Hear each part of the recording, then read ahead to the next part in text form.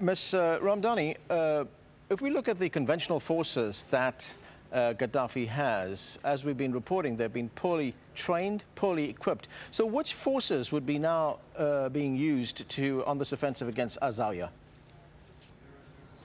Well, what we can say, I think with confidence, is that numerically Colonel Gaddafi still has the advantage over anti-Gaddafi supporters. The vast majority of his loyalists are concentrated in the city of Tripoli, but also in the west part of the country. 2 million people in Tripoli and a million or so in the west part of the country. Libya is a vast country, 7 times the size of the UK, with only 6.5 million people in Libya.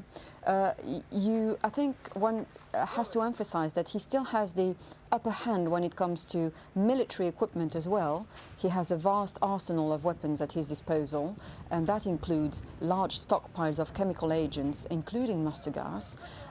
He also relies not only on his loyal troops directly surrounding him, but also on foreign mercenaries and, of course, his loyal tribes and the special brigades headed by his son. So he has at his disposal, a vast number of people who are ready to support him, not only to consolidate his position in Tripoli and in the western part of the country, but also to try to gradually regain control over the lost territories in the eastern part of the country. Now, the fact that he has launched this very fierce attack to retake Azawiyah with very high casualties, according to reports that we are getting over here. Lots of people have been killed, lots of people have been injured. Is that an indication, perhaps, that he is going to carry out that threat that he's made to fight to the last man? But that's a worrying development, that indeed the clashes between anti and pro-Gaddafi groups are getting bloodier and bloodier. It does look like, he's a bit desperate to try and get control over this situation again very quickly. But of course, both sides are determined to pursue their own agenda. Gaddafi is, of course, determined to continue his own revolution, which he started in 1969.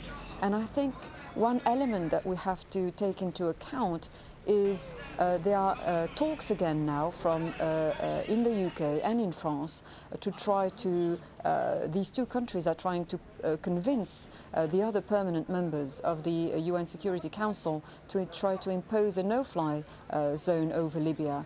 And that element is one sure way to rally more support around Gaddafi, as the Libyan population will view it as a declaration of war and indeed foreign interference in domestic affairs. Okay, Ms. Ramdani, thank you. That was Nabila Ramdani talking to us from London.